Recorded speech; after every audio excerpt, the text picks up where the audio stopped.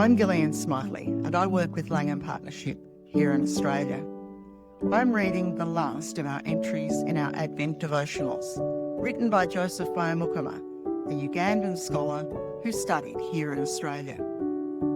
His reference comes from John chapter 1, verse 14. The Word became flesh and made his dwelling among us. We have seen his glory, the glory of the one and only Son, who came from the Father, full of grace and truth. African peoples have always felt a closeness to the divine, while also experiencing a sense of distance from God.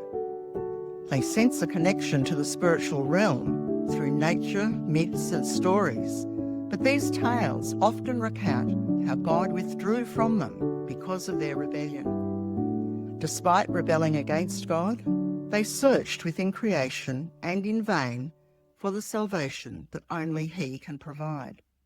They filled the relational gap with idols, which offered no real hope of salvation, and instead left a deep longing and an unspeakable ache for communion with a Creator who walks among them, defeats death for them, shares their meals, dispels their darkness, and heals their wounds.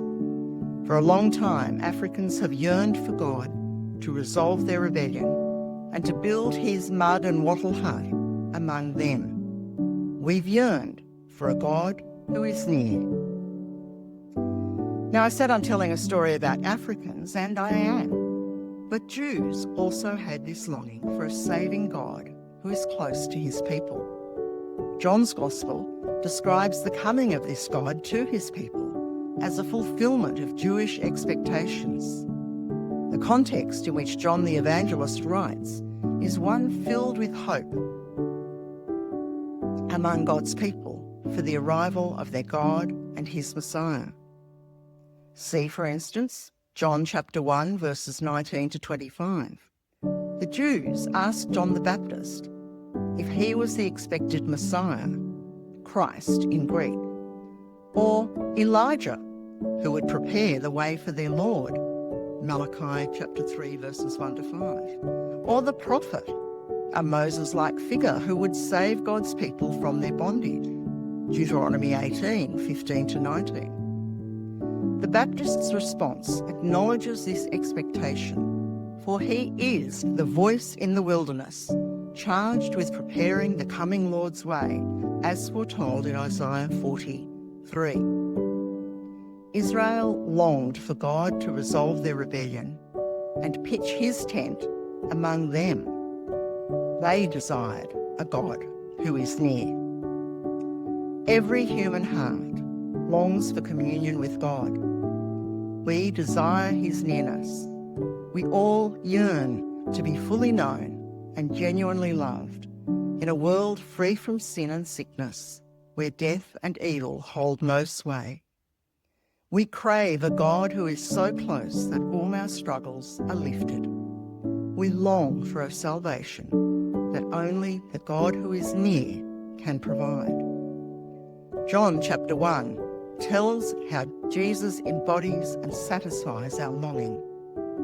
He is the God we long for, a God who understands our deep desires because he is human, like us. John insists that the Word that was with God shares God's identity as one who created all things. He is the light that dispels human darkness and ignorance of him, despite being rejected by the very people he made. This Word, Jesus, resolved our rebellion by becoming human and dying our death as a sacrificial lamb, while pitching his tent among us in Jesus. God dwells with his people. Christmas tells the story of how God has lived among us as one of us, our guest and friend. Christmas is God's story, written on the canvas of our history, recounting how the Supreme Creator became one of his people, humble and walking among them on foot, sharing their meals dispelling their darkness and healing their hurts. Christmas is a scandal of significant proportions, and that sings a strangely comforting tune of the God who has made his home among those who rebelliously rejected his presence. The yearning Africans and Jews have for a God who dwells with and saves is a universal need, answered for all in the story of Christmas. As we share meals with family and friends during the Advent season, let us reflect on how Jesus' coming satisfies our longings for death's defeat, moral darkness to be dispelled, healing of our brokenness, and fellowship with God.